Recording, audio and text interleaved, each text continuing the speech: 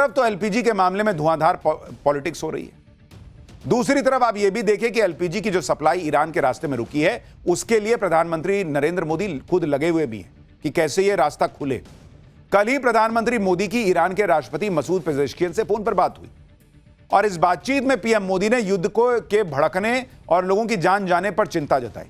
PM Modi ने बताया कि भारतीयों की सुरक्षा और एनर्जी जरूरतें हमारी प्राथमिकता है। इसके साथ ही पीएम मोदी ने शांति स्थिरता पर जोर दिया। पीएम मोदी ने ईरान के राष्ट्रपति के साथ बातचीत में डायलॉग और डिप्लोमेसी पर जोर दिया। आधिकारिक जानकारी के मुताबिक ईरान के राष्ट्रपति ने पीएम मोदी को मौजूदा हालात की जानकारी दी। दोनों नेताओं ने संपर्क में रहने पर सहमति जताई। यानी पीएम मोदी ने ऐसे वक्त में ईरान से बात की है जब ईरान ने 2 दिन पहले ही भारत आ रहे थाईलैंड के एक शिप को धमाके से उड़ा दिया था। अभी भी ईरान के स्ट्रेट ऑफ हॉर्मुज में तेल गैस से लदे भारत के फ्लैग लगे 28 जहाज फंसे हुए और इन जहाजों पर 700 से ज्यादा भारतीय फंसे हुए। तो ऐसा नहीं है कि पीएम मोदी नहीं लगे हैं, वो भी लगाए हुए हैं पूरा जोर कि कैसे जो है वो मामला सलटे। इसके अलावा गल्फ रीजन में 23,000 भारतीय ऐसे हैं जो शिपिंग इंडस्ट्री से जुड़े हैं, उनकी सुरक्षा भी भारत की प्राथमिकता है। इधर पीएम मोदी ने ईरान के राष्ट्रपति से बात की। कल रात को विदेश मंत्री एस जयशंकर ने भी ईरान के विदेश मंत्री सैयद अब्बास अरागची से फोन पर बात की। युद्ध शुरू होने के बाद दोनों विदेश मंत्रियों के बीच यह चौथी बातचीत थी। इससे पहले 10 मार्च को भी दोनों विदेश मंत्रियों के बीच बातचीत हुई थी।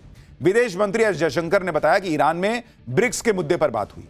ईरान के विदेश मंत्री की तरफ से अमेरिका और इजरायल के भीषण हमलों के बारे में जानकारी दी गई। इस डिप्लोमेसी और पीएम मोदी की बातचीत का असर भी दिखने लगा है। 24 घंटे के अंदर भारत में ईरान के राजदूत ने बहुत बड़ा बयान दिया है बॉस। भारत में ईरान के राजदूत से जब यह सवाल हुआ कि क्या भारत के जहाजों को ईरान से सेफ पैसेज मिलेगा, तो ईरान के राजदूत ने कहा है कि आप 2 से 3 घंटे में इसका असर देख सकते हैं।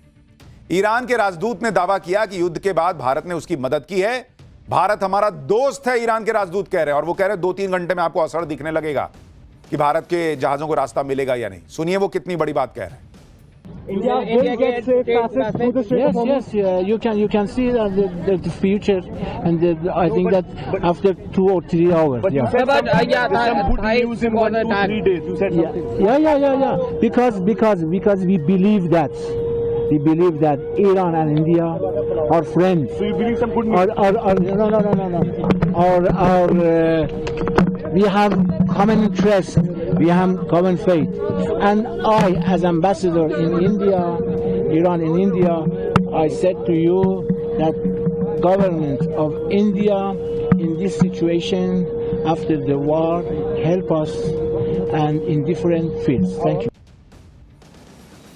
ईरान के भरोसे के बीच आज स्ट्रेट ऑफ हॉर्मुज से एक बड़ी खबर आई। शिपिंग मिनिस्ट्री की तरफ से बताया गया कि भारत के झंडे लगे 28 जहाज स्ट्रेट ऑफ हॉर्मुज में फंसे, उसमें से एक जहाज स्ट्रेट ऑफ हॉर्मुज से पार करके आगे बढ़ा है। शिपिंग मंत्रालय ने बताया कि भारत का फ्लैग लगा जग प्रकाश नाम का एक oil tanker straight of Hormuz से सुरक्षित गुजर गया है।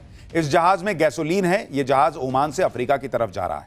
शिपिंग मंत्रालय ने बताया कि भारत के फ्लैग लगे 28 जहाज फंसे हुए हैं। इसमें से 24 जहाज हॉर्मुज स्ट्रेट के वेस्ट में हैं, 4 ईस्ट में। जो ईस्ट में है उसमें से एक जहाज अब अफ्रीका के लिए रवाना हो गया है। यह जहाज ओमान के सोहार पोर्ट से निकला था और अब 21 मार्च को तंजानिया पहुंचेगा। अभी भी भारत के फ्लैग वाले 27 जहाज फंसे हैं, उसमें कुल 744 क्रू मेंबर फंसे हैं। शिपिंग मंत्रालय ने बताया कि सभी जहाजों और क्रू की लगातार मॉनिटरिंग हो रही है। एक तरफ तो यह प्रयास चल रहा है कि तेल गैस की जितनी सप्लाई बाहर से रुकी पड़ी है उसको शुरू कराया जाए ताकि यह संकट टले। इंपोर्ट में जितनी कमी हो रही है उससे कहीं ना कहीं यह पूरा किया जा सके और लोगों तक तेल गैस की पर्याप्त सप्लाई को सुनिश्चित किया जा सके लंबे समय तक। लेकिन कुछ लोग ऐसे भी हैं जो हमेशा ऐसे क्राइसिस में मौका ढूंढ लेते हैं मुनाफाखोरी का। जमाखोरी और कालाबाजारी करने वाले ऐसे ही मौके की तलाश में रहते हैं और इस वक्त वही हो रहा है। जमाखोरी और कालाबाजारी करने वाले एक्टिव हो गए और इन पर ताबड़तोड़ छापे पड़ रहे हैं। यूपी से छत्तीसगढ़ तक और बिहार से बंगाल तक जमाखोरों पर एक्शन हो रहा है। बिहार के अररिया में पुलिस ने 250 गैस सिलेंडर जब्त किया है। उसकी तस्वीरें चलाइए। जो गैस सिलेंडर मिला है अलग अलग जगहों पे बॉस, अभी आपको तस्वीर दिखाऊंगा। अलग अलग जगहों पर जमाखोरी हो रही है। बिहार के अररिया में पुलिस ने 250 गैस सिलेंडर जब्त किए। तो यूपी के हापुड़ में समाजवादी पार्टी के नेता अब्दुल रेहान के घर से 55 भरे हुए सिलेंडर बरामद होने की खबर है। स्थानीय लोगों का दावा है कि अब्दुल रेहान ब्लैक में 2-2 हजार रुपए में सिलेंडर बेच रहा था। वहीं मध्य प्रदेश के बिलासपुर में पुलिस ने छापा मारा तो एलपीजी के 126 घरेलू सिलेंडर बरामद किए गए। जबकि कोलकाता में एक गैस एजेंसी पर सिलेंडर की कालाबाजारी के शक में पुलिस ने छापा मारा और रजिस्टर से स्टॉक का मिलान किया गया। जरा कोलकाता से ये ग्राउंड रिपोर्ट देखिए, तब तक मैं वो तस्वीरें भी आ जाएंगी, वो आपको दिखाता हूं। कोलकाता के एक इंडियन गैस एजेंसी में मौजूद है और फिलहाल यहाँ पर कोलकाता पुलिस की एनफोर्समेंट ब्रांच के अफसर जो है रेड कर रहे हैं। हम आपको तस्वीरों के माध्यम से दिखाना चाहेंगे। इसी इंडियन जो एजेंसी का दफ्तर है वहां पर कोलकाता पुलिस के जो अधिकारी है यहाँ पहुंचे हैं और तमाम चीजें चेक की जा रही कि उनके इन्वेंट्री में कितने गैस सिलेंडर है, कितने दिनों का बैकलॉग है और कहीं ब्लैक मार्केटिंग तो नहीं हो रहा है, इसको देखने के लिए, क्योंकि कल ही जो राज्य सरकार है उनके तरफ से एसओपी जारी किया गया है और ये इंस्ट्रक्शन दिए गए हैं हर जिले के डीएम और एसपी को कि कहीं भी कोई होर्डिंग ना हो या फिर काला बाजारी ना हो, ब्लैक मार्केटिंग ना हो और सिलेंडर को बेचा ना जाए।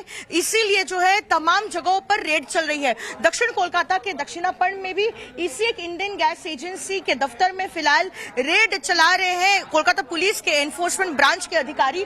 और बाहर का दृश्य देखिए, ये तमाम लोग जो है ये पता करने आए हैं कि आखिरकार कितने दिनों का बैकलॉग है और कितने दिनों में जो है मिलेगा।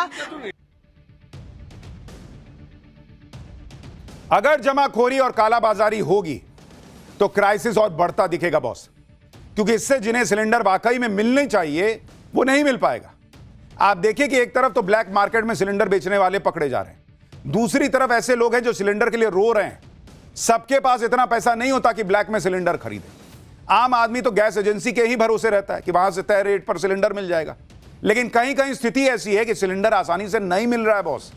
और इसलिए मैं कल से कह रहा हूं कि पेट्रोलियम मंत्री जो कह रहे हैं, उनका मंत्रालय आके रोज प्रेस कॉन्फ्रेंस कर देता है, दिक्कत नहीं है, दिक्कत नहीं है। पब्लिक रो रही है भाई कई जगहों पर, उनसे जाके बात करो कैसे नहीं मिल रहा है उनको। किसी को शौक नहीं है कि घर का काम छोड़ के जाके सड़क पर खड़ा रहे घंटों घंटों। चंडीगढ़ में एक महिला दिखी जो रो रही थी। उनका कहना था कि 2 दिन से घर में खाना नहीं बना है, एजेंसी के चक्कर काट रही है, लेकिन एजेंसी वाले यहां से वहां दौड़ा रहे हैं। सुनिए वो महिला क्या बता रही है। जी क्यों रो रही हैं आप? मेरा बच्चा भूखे है 2 दिन से, तो मैं रोऊं नहीं तो क्या करूं, आप बताओ। सिलेंडर खत्म है? मैं बीपी शुगर का मरीज हूँ, मैं नहीं खाना खाती तो मेरे को चक्कर आता है, मैं क्या करूं, आप बताओ। सिलेंडर क्या कहा इन्होंने आपको अभी जब आप आए? अभी आए तो कहते आपका यहाँ एजेंसी नहीं है, वहाँ वाले यहाँ भेजे, ये दे नहीं रहे, हम कहाँ जाए अभी बताओ। जो हम कह रहे हैं हमारे 12 सिलेंडर पूरा हो गया, कुछ तो सदुशन होगा, वहाँ 44 वाले कहे वहाँ एजेंसी पे जाओ आपको मिल जाएगा, यहाँ आए तो यहाँ दे नहीं रहे हैं, मेरे बच्चे भूखे हैं, हम क्या करें आप बताओ। कैसे खाना बन रहा है घर पर फिर? अभी आज मेरे घर में कुछ नहीं बना है, खाना ही नहीं बना? नहीं बना है, क्योंकि जो है 180 रुपए में छोटे सिलेंडर भरा के लाते, आज वो भी नहीं मिला। आज कहीं भी गजेरी गए, जगतपुरा गए, कहीं नहीं भराया। और इसलिए मैं बार बार कह रहा हूं, सबको एक तराजू में तोल देना कि पैनिक बाइंग है, पैनिक बाइंग है, कोई दिक्कत नहीं है, कोई दिक्कत नहीं है, वो सॉल्यूशन नहीं है बॉस। ऑलमोस्ट 9-10 करोड़ परिवार होंगे जिनके पास 2 सिलेंडर है, बाकी के जो हैं जिनके पास मान लीजिए एक सिलेंडर है, खत्म हो गया, क्या करेंगे वो महिला कह ना रही है कि मेरे पास कुछ नहीं है घर में बनाने के लिए। वो पैनिक बाइंग नहीं करेगी तो क्या करेगी? जिन लोगों को सिलेंडर नहीं मिल रहा, जो लोग लाइनों में लगे हैं, वो भन्ना रहे हैं। उनका पारा ऐसा चढ़ रहा है कि महाराष्ट्र के धुले में तो पब्लिक ने एक पुलिस वाले को पीट दिया बॉस। आरोप है कि यह पुलिस वाला अपनी वर्दी की धौंस दिखाकर गैस एजेंसी में घुस गया और जबरन सिलेंडर ले जाने लगा, जिसके बाद लोगों ने उसकी क्या हालत की आप देखिए, कैसी स्थिति बन गई।